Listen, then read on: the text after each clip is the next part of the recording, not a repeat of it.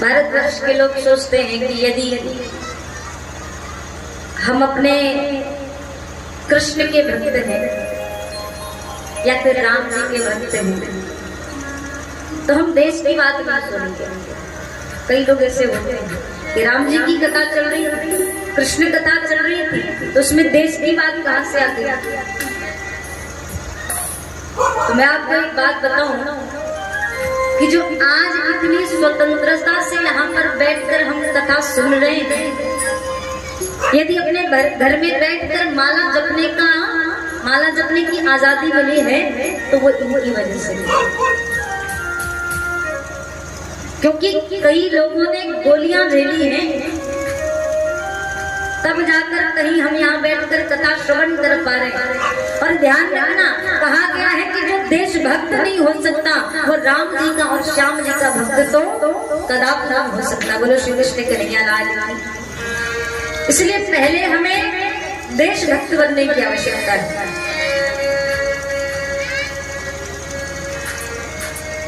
देशभक्त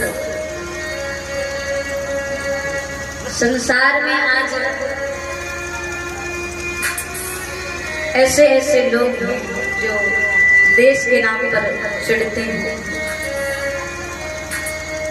लेकिन हम अपने आप को ऐसा समझते हैं कि यदि भारतवर्ष में हमने जन्म लिया है तो हमसे ज्यादा भाग्यशाली और कोई नहीं।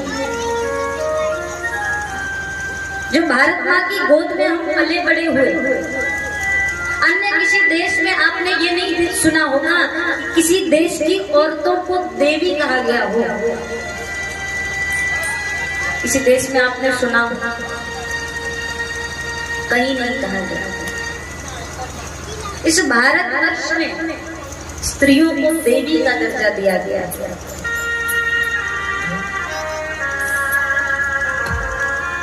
एक सबसे महत्वपूर्ण बात यह है कि यदि हम जो भी हमारे इष्ट हैं, हम जिसको भी मानते हैं, जिसका भी भजन पूजा करते हैं, उसको हम मानेंगे तब जब हम धर्म की रक्षा करेंगे, अपने संस्कृति की रक्षा करेंगे। लेकिन आजकल के लोग संस्कृति से कोई मतलब नहीं, हमारे देश की संस्कृति से कोई मतलब नहीं, धर्म से कोई मतलब नहीं।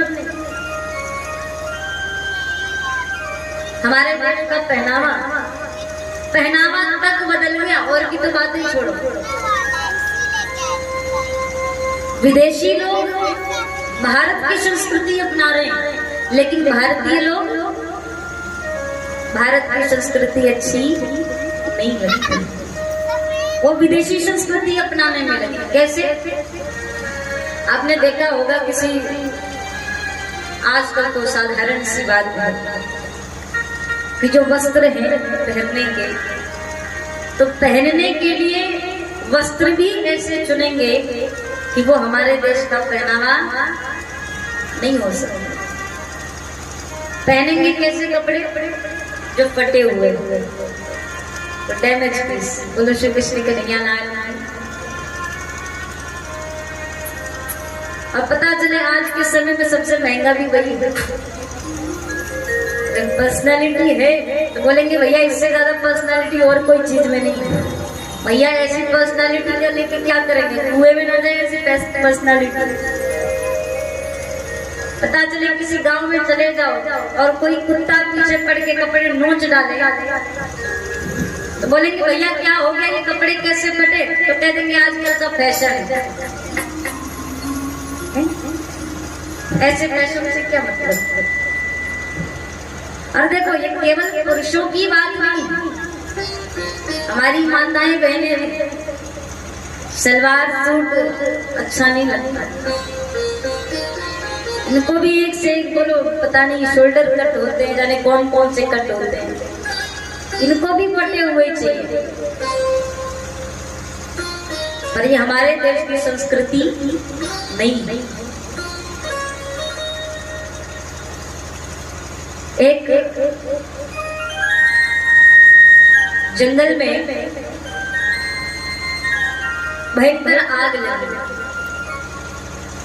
और जो जंगल में आग लगी सो जंगल के सारे पशु पक्षी जंगल छोड़कर भागने लगे। और जब सारे पशु पक्षी भागने लगे, जंगल से बाहर पहुंचे, इसमें एक नन्ही सी चिड़िया उड़ती उड़ती गई और नदी की तरफ जाने लगी। नदी की तरफ जाकर अपनी चोंच में पानी भर लिया और पानी भर के वह चिड़िया पुनः जंगल की तरफ चल दी। अब जंगल के सारे पशु पक्षियों ने देखा और पशु पक्षी देख के आश्चर्य में पड़ गई, ये चिड़िया कहाँ जा रही है? जंगल में आग लगी है तो ये जंगल की तरफ कहाँ जा रही है? देखा वो नन्ही सी चिड़िया चोंच भर पानी लेकर जंगल की तरफ गई और जाकर जंगल की तरफ उस पानी को फेंका और पुनः उड़ती उड़ती फिर नदी पे पहुंची और नदी में जाकर पुनः चोंच में पानी भरा। अब जैसे ही पशु पक्षियों ने देखा, सब हंसने लगे, मजाक उड़ाने लगे। अरे चिड़िया तू पागल हो गई? बोली क्या हुआ? तो तू क्या समझती है अपने आप को? अरे तुझे क्या लगता है कि तेरे इस चोंच भर पानी से इस जंगल की आग बुझ जाएगी क्या? तू ऐसे परेशान हो रही है? चिड़िया ने कहा कि मुझे पता है कि मेरे इस चोंच भर पानी से इस जंगल की आग बुझने वाली नहीं है, लेकिन मुझे ये भी पता है कि जिस दिन इस जंगल का इतिहास लिखा जाएगा उस दिन मेरा नाम आग बुझाने वालों में होगा, आग लगाने वालों में नहीं होगा। बोलो श्री कृष्ण कन्हैया लाल की। संसार में भयंकर आग लगी है, बुझाने वाला कोई नहीं, एक दूसरे के ऊपर क्या कहते हैं, इसने ऐसा बुरा कर्म किया, उसने ऐसा किया। अरे कभी खुद को देखा है कि हम क्या कर रहे हैं? कहा गया है कि सिर्फ एक बात अपने जीवन में उतार लिया तो पूरा संसार बदल जाएगा। हम सुधरेंगे तो जग सुधरेगा। बोलो श्री कृष्ण कन्हैया लाल। कहा गया है कौन लोग पूजा से बढ़कर हो जाते हैं और कौन लोग निंदा से भी बुरे पात्र बन जाते हैं। किसी ने बड़े सुंदर कहा है कि बिना मौसम हृदय कोकिल से भी पूजा नहीं जाता, जहाँ अनुराग पलता हो वहाँ पूजा नहीं जाता। विभीषण राम जी के भक्त हैं ये जानते सब हैं, मगर जो देशद्रोही हो उसे पूजा नहीं जाता, मगर जो देशद्रोही हो उसे पूजा नहीं जाता। और जिसे सींचा लहू से है वो यूं ही खो नहीं सकती, सियासत चाह कर इस बीच हरगिज बो नहीं सकती। वतन के नाम पर जीना, वतन के नाम मर जाना, शहादत से बड़ी कोई इबादत हो नहीं सकती, शहादत से बड़ी कोई इबादत हो नहीं सकती। जो अपने देश के लिए जीता है उससे बड़ा भक्त कोई नहीं हो सकता। यदि राम जी के भक्त हो, यदि कृष्ण जी के भक्त हो, चाहे जिसके भी भक्त हो, लेकिन यदि देश भक्त नहीं है तो किसी के भक्त नहीं हो सकते। क्योंकि राम जी भी कहा करते थे कि जननी जन्मभूमिश्च स्वर्गादपि गरीयसी, ये हमारी जन्मभूमि, ये भारतवर्ष हमको वैकुंठ से भी प्यारा है और हमको इसकी संस्कृति की रक्षा करनी है। ऐसे लोग देश की रक्षा करते करते शहीद हुए हैं। 23 मार्च शहीद दिवस का अवसर है, तो सभी बड़े भाग से अपने देश के नाम का जयकारा सभी प्रेम से साथ मिलकर लगाएंगे। तो देश भक्त होकर वही बोलेगा, बाकी सब शांत रहेंगे। और ऐसे नहीं दोनों हाथ ऊपर उठाएंगे अपने देश के नाम। बोलिए भारत माता की, बोलिए भारत माता की, बोलिए भारत माता की। आइए थोड़ी देर के लिए अपने शहीदों को याद करते हुए सभी भाग से हमारे साथ हैं। हे मेरे वतन के लोगों, जरा आँख में भर लो पानी, जो शहीद हुए हैं उनकी सदा याद करो कुर्बानी। हे मेरे वतन के लोगों, जरा आँख में भर लो पानी, जो शहीद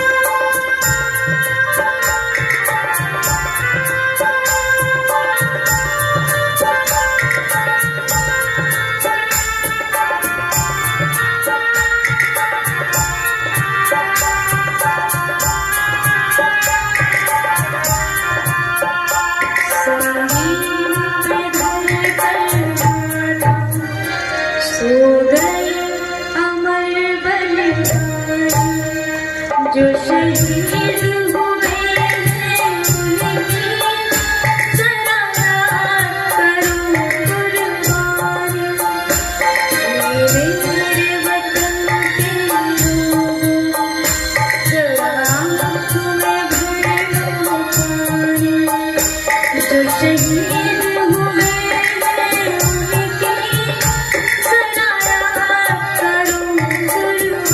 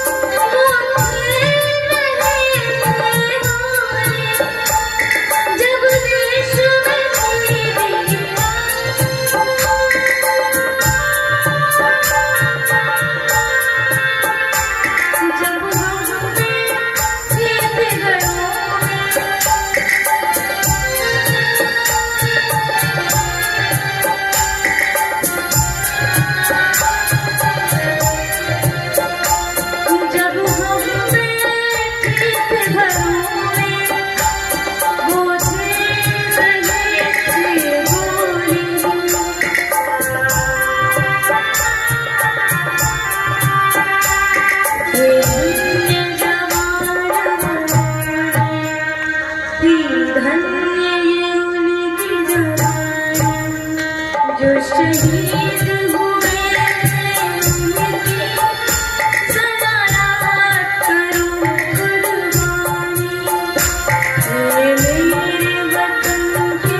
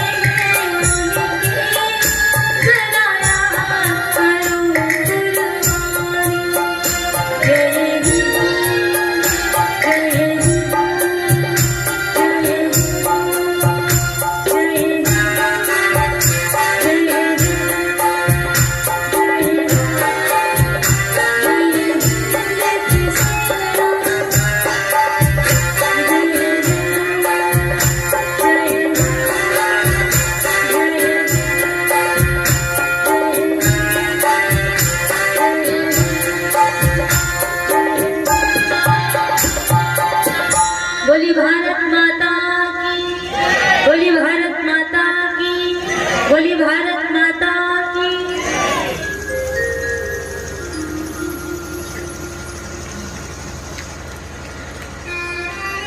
कहते हैं कि यदि हमें इतनी सामर्थ्य नहीं कि जो हमारे देश के शहीदों ने किया वो हम कर पाए, यदि इतनी सामर्थ्य नहीं है तो कम से कम अपने देश की रक्षा के लिए, देश की संस्कृति की रक्षा के लिए कम से कम इतना तो होना चाहिए कि हर व्यक्ति किसी न किसी प्रयास, किसी न किसी प्रकार से देश की रक्षा कर सकते हैं, धर्म की रक्षा कर सकते हैं, संस्कृति की रक्षा करके अपने देश के प्रति योगदान दे सकते हैं, देश को बचाने के लिए। क्योंकि कहा गया है कि माता पिता को यदि हम मानते हैं तो अपने माता पिता के प्रति कोई बुरा भला यदि कहता है तो हमसे वो सुना नहीं जाता है। और जब अपने माता पिता के लिए ऐसा नहीं सुन सकते हैं तो ये तो वो भारत भूमि है जिस भारत भूमि पर आपके हमारे माता पिता और हमारे माता पिता के माता पिता सब इस भारत भूमि पर जन्म लेकर आए। माता पिता की बात टाले तो माता पिता का अपमान होता है। तो यह देश जिस भारत माँ की गोद में हमने जन्म लिया, इस भारत माँ को यदि कोई बुरा भला कहे तो हम कैसे सुन सकते हैं। और यदि भारत माँ के बेटे हैं तो कम से कम इतना तो कर ही सकते हैं अपनी भारत माँ के लिए कि हमारे भारत की जो संस्कृति है उस संस्कृति को हम ना छोड़े। बोलो श्री कृष्ण कन्हैया लाल। पाप संसार में बढ़ रहा है, अधर्म बढ़ रहा है, क्योंकि लोग पाप के प्रति आवाज नहीं उठाते। हर व्यक्ति प्रयास कर सकता है अपने देश की रक्षा, एक छोटा सा बच्चा भी कर सकता है किसी न किसी प्रयास, किसी न किसी प्रकार से सहयोग करके,